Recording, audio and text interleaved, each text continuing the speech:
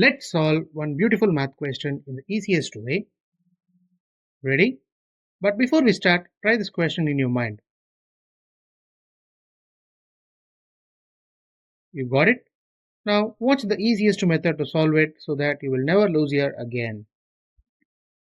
Here we have given 5 divided by 5 divided by 5 divided by 5.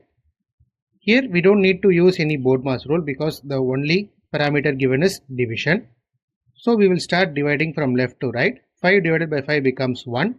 Then simply taking divided by 5 and another divided by 5 as it is. 1 divided by 5 becomes 0.2. Then 0.2 divided by 5 becomes 0.04. Therefore, the solution of 5 divided by 5 divided by 5 divided by 5 is 0.04.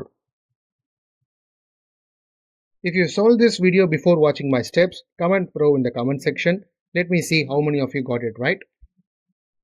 And if you found this video helpful, hit a like and share it to your friends, and don't forget to subscribe my channel. Thank you friends, we will meet in a new interesting video.